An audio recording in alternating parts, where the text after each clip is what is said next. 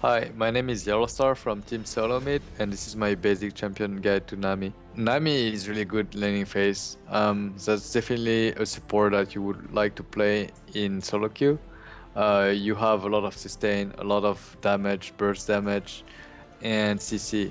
So laning phase is really good.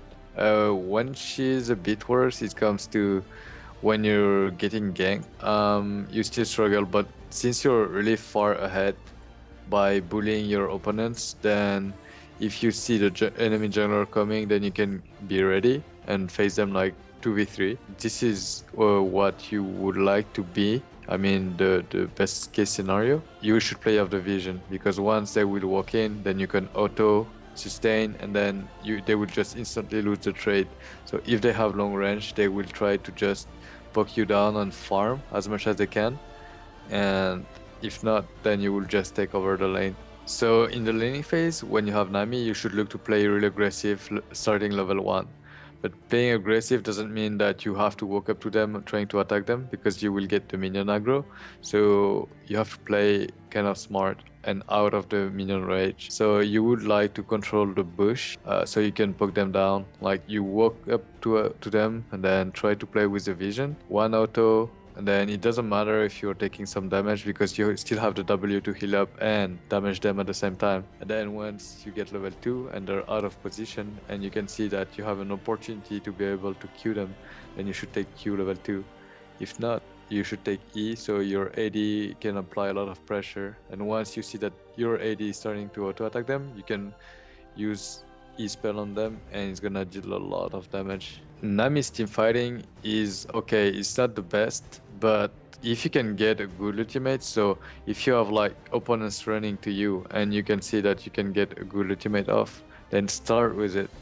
And then you can still like kite backwards, but if you manage to land the ultimate, then you can ensure the Q spell because they're gonna be bumped, and then when they're bumped you can just throw the Q spell and they're gonna be stunned for a while. So she's okay if you can land a good ultimate, but if you cannot, then she is not as useful as you would like because she's really squishy.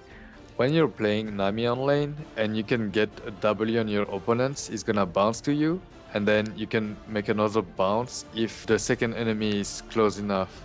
So you can actually poke two of them, but it makes you in a position of danger if they have CC, for example.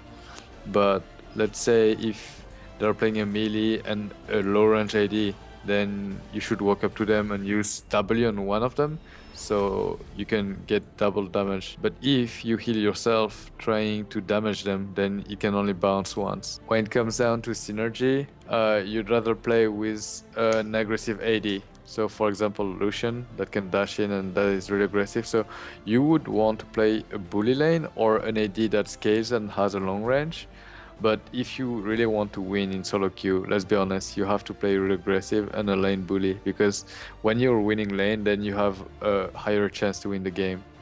You can have two rune pages with Nami. The one would be when you can get a lot of auto attacks off on the laning phase. So for example, if you're playing against a melee support, you would want to take 9 AD marks. In seals, you would go for HP flat. In blue, you would go for AP. In quints, you would take armor. The second case would be where you're playing against two range, or not two range, but two enemies that can burst you down, and you would rather like stay a bit back in order not to get one shot. So the only difference would be the red, where you would swap the hybrid pen for the AD, because you won't get a lot of autos out. So it's not necessary to get AD if you can get one shot and you're threatened during the laning phase. So when it comes down to masteries, with Nami you can play her two ways. The aggressive one would be 0, 18, 12 with the Thunderlord Decree Mastery Keystone.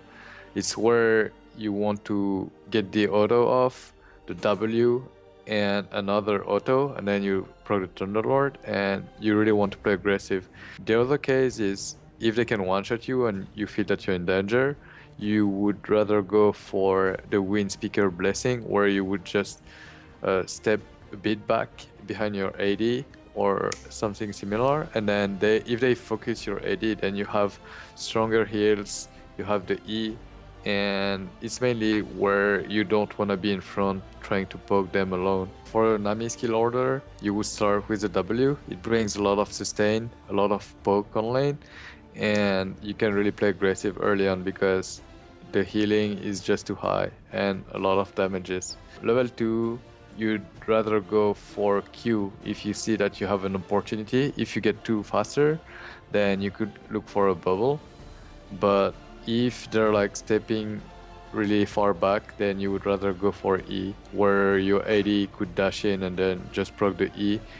And then when it comes to maxing the spells, you would rather max W over E over Q. So you're maxing E second to provide more damages to your AD carry, and a support is someone that is looking to increase, because Nami is really like lane bully and she must have an advantage on laning phase, and giving your AD more damages, more sustain is gonna make him be stronger, and this is what you're looking for. For the Nami item build, you'd rather go for 3 potions and spell thieves early game.